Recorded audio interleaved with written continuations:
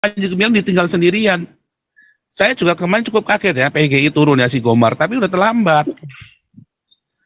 Harusnya Komar teriak, bubarkan MUI, karena MUI bajingannya nih MUI ini.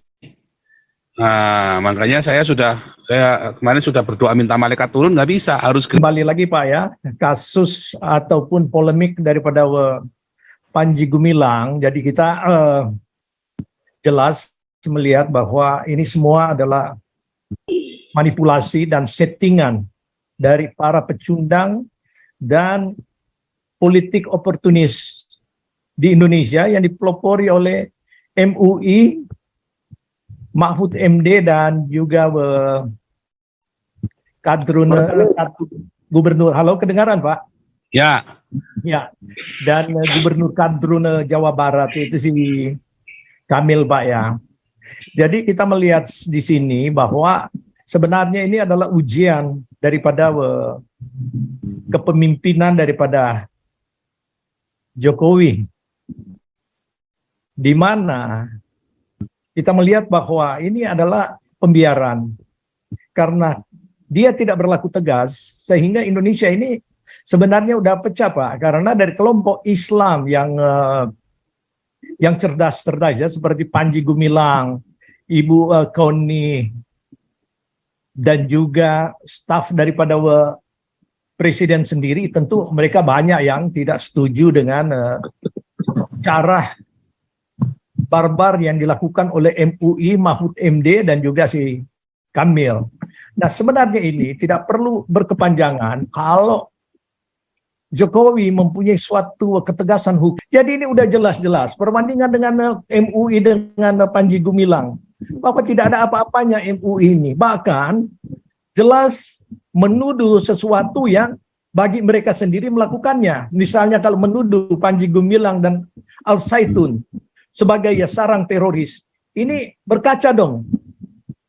Abbas Anwar, berapa banyak pimpinan-pimpinan pusat daripada MUI yang terpapar dan akan ditangkap oleh Densus 88. Kalau MUI memaksakan fatwa mereka untuk melabel orang yang makan makanan tidak sesuai dengan mereka itu kafir, ya silakan saja. Jangan berada di Indonesia, mungkin bagusnya berada di Afghanistan atau di Yaman.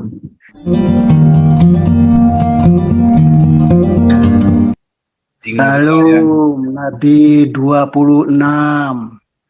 Ini siapa nih, Pak Warsianto ya? Alumni Al Zaitun juga ini?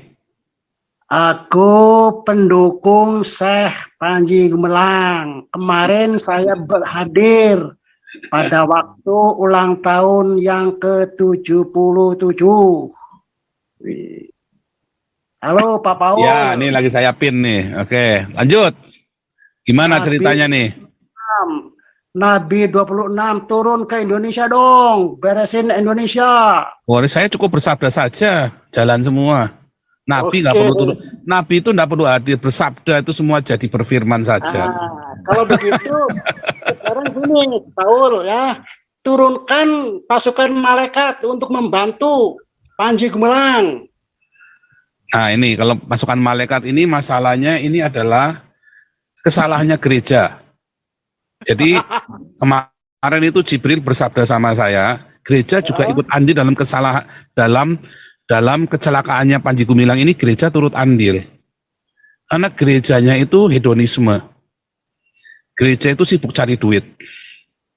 Coba ada orang-orang kayak Panji Gumilang dibela sama gereja. Si Gilbert, Philip Mantova, gereja-gereja gede-gede itu ya, yang rakus-rakus duit itu ya. Coba gereja-gereja itu ikut mendukung Panji Gumilang. Sayangnya gereja kan nggak berani kan. Nah, itu kesalahan. Jadi malaikat mau turun kayak apa? Tuhan bilang, ya kan? Tuhan tidak akan memerdekakan suatu kaum kalau kaum itu sendiri nggak mau merdeka. Benar nggak? Mau turun malaikat kayak apa? Buat apa?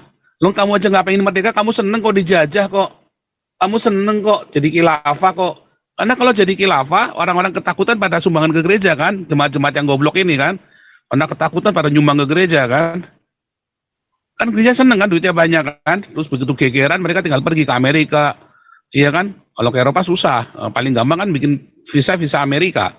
Australia, beli rumah di sana. Jadi memang gerejanya juga seneng. Nah, jadi orang kayak Panji Gumilang ditinggal sendirian. Saya juga kemarin cukup kaget ya, PGI turun ya si Komar, tapi udah terlambat.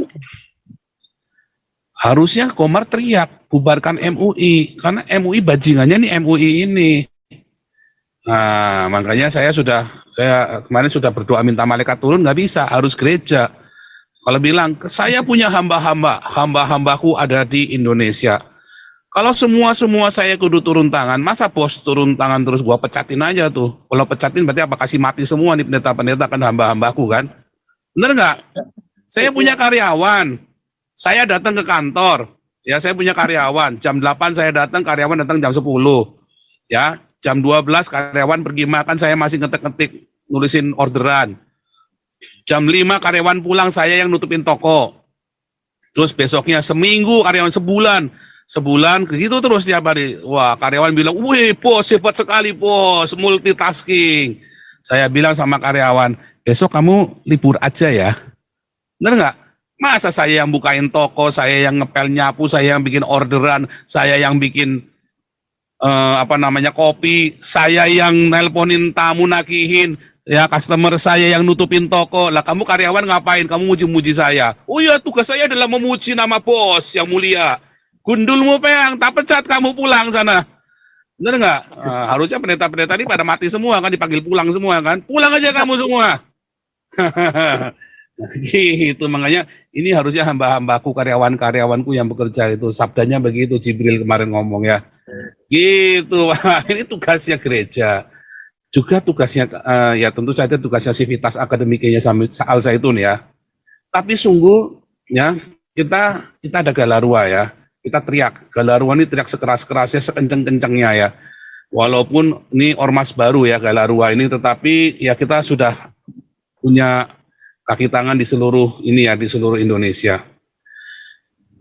Saya sendiri ini ya, suara saya cukup didengar ya, karena YouTube ini ditonton sama BIN, sama BAIS, sama Mabes TNI, Mabes Polri, dan negara, Istana Negara itu ikut nonton. Makanya setiap kali ada isu apa kita bahas di sini, begitu krusial mereka tanggepin, pasti ada tanggepin. Kayak kemarin ya Kapolri kebobolan itu ya, waktu KC dikasih tai sama Jenderal Napoleon, kita yang bilang kan, geger kan, yang ngasih tahu kan kita di sini, yang pertama kali ngomong tuh, yang bongkar, karena kita punya info-info A1 itu tadi, Wahyu Jibril jebrol itu tadi kan ada di sini semua.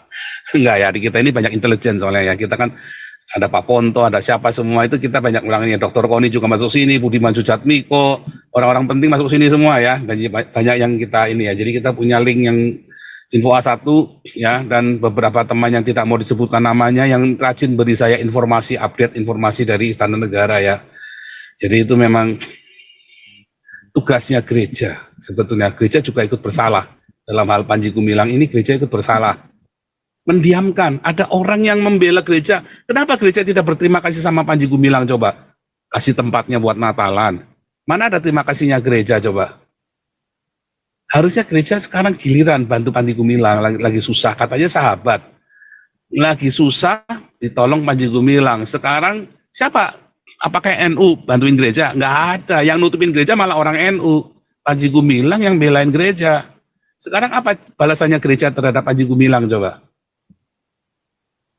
Nah, gitu ya. Ini sekarang pertanyaan saya, apa balasan gereja terhadap Panji Gumilang? Harus tahu diri dong gereja. Ya, ini Amerika, Robert.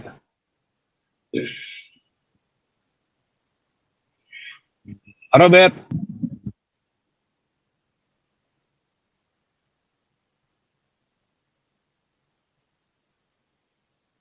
Mana nih Pak Robertnya nih? Pak Robertnya tidur. Tidur ini. Oke, baik Pak. Salam, Ya, salam untuk semuanya ya. Ya, ini kembali lagi Pak ya, kasus ataupun polemik daripada Panji Gumilang. Jadi kita jelas melihat bahwa ini semua adalah manipulasi dan settingan dari para pecundang dan politik oportunis di Indonesia yang dipelopori oleh MUI, Mahfud MD, dan juga Kadrun Gubernur. Halo, kedengaran Pak? Ya. Ya, dan Gubernur Kadrun Jawa Barat itu si Kamil, Pak ya. Jadi kita melihat di sini bahwa sebenarnya ini adalah ujian daripada kepemimpinan daripada Jokowi, di mana kita melihat bahwa ini adalah pembiaran karena dia tidak berlaku tegas sehingga Indonesia ini sebenarnya udah pecah, Pak, karena dari kelompok Islam yang cerdas-cerdas ya, seperti Panji Gumilang, Ibu Koni, dan juga staf daripada presiden sendiri, tentu mereka banyak yang tidak setuju dengan cara barbar yang dilakukan oleh MUI, Mahfud MD, dan juga si Kamil. Nah, sebenarnya ini tidak perlu berkepanjangan kalau Jokowi mempunyai suatu ketegasan hukum. Dan di sanalah sebenarnya kewibawaannya. Dia tidak usah melakukan hal-hal yang pro dan kontra, karena justru kelihatan di sini bahwa dia lebih pro ataupun lebih simpati kepada kelompok intoleran karena hadirnya Mahfud MD dalam pemerintahannya, dan secara khusus juga kepada si Bapak yang mengepalai MUI sebelum menjadi wakil presiden, sehingga di sanalah Pak Jokowi ini tidak bisa membaca secara jelas bahwa ini adalah soal di bawah pemerintahan. Tidak bisa karena kedekatan kita dengan orang-orang yang sengaja mengalihkan pemerintahan kepada hal yang tidak bisa dipercaya oleh anak bangsa. Karena saya kembali di sini, kita nggak tahu, saya nggak pernah tahu Panji Gumilang, baru tahu dalam kasus-kasus belakangan ini, mungkin ya beberapa bulan ini. Tapi saya mengetahui persis siapa orang-orang yang ingin menghancurkan Indonesia ini. Mereka berada di dalam posisi-posisi nyaman, baik dalam pemerintahan maupun mereka yang sudah di luar pemerintahan, tapi masih mempunyai suatu kekuatan seperti Yusuf Kala, Amin Rais, juga kelompok yang terjun di dalam dunia politik seperti Fadlizon yang dari luaran pun sebagai lawyer, ya boleh dikatakan lawyer yang aneh lah, seperti Egy Sujana, dan mereka menyatu di dalam hal-hal untuk menghancurkan Indonesia. Mereka bisa menyatu dengan para radikal untuk menggembosi kekuatan-kekuatan nasionalis di Indonesia untuk menghancurkan Pancasila. Jadi di sini yang saya sayangkan, di mana Pak Jokowi tidak tegas dan tidak cerdas untuk melihatnya. Dan jangan karena pemerintahan itu tidak bisa didasarkan karena kawan ataupun kedekatan ataupun hanya menjadi jongos daripada partai. Karena Pak Jokowi ini meskipun diusung oleh PDI Perjuangan, tetapi yang memilih bukan hanya PDI Perjuangan. Kalau PDI Perjuangan saja ya nggak terpilih lah Pak Jokowi. Tapi hadirnya orang-orang yang anti dengan radikalisme di Indonesia sehingga memilih Pak Jokowi. Tapi ini tidak diapresiasi dan tidak diketahui oleh Pak Jokowi. Sehingga sebenarnya ini yang bisa menjadi suatu counter kepada Simbok Mega kalau selalu menyatakan bahwa ya kan Anda itu dipilih karena partai kami. Iya betul, tetapi bukan hanya dari partai PDI Perjuangan, tapi oleh anak bangsa termasuk orang-orang yang di label sebagai minoritas, orang-orang Kristen secara khusus.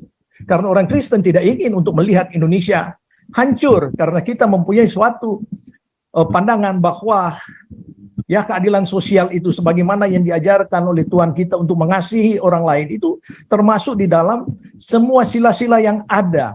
Jadi kekuatan daripada minoritas yang mereka selewengkan sepertinya tidak ada arti. Sebenarnya itu adalah kunci dari kemenangan Pak Jokowi. Jadi salah besar kalau Pak Jokowi tidak tegas untuk menyatakan kepada Simbok Mega bahwa ini bukan sekedar jongos dari partai, memang mesti ada partai untuk mengusung, tetapi dikala seseorang menjadi pemimpin negara, dia bukan hanya milik daripada suatu partai. Nah, disinilah pemahaman politik di Indonesia yang sangat lemah dan bisa dimanipulasi oleh orang-orang seperti Yusuf Kalla, Mahfud MD, dan khususnya Ma'ruf Amin dengan para peletonnya yang duduk di dalam MUI.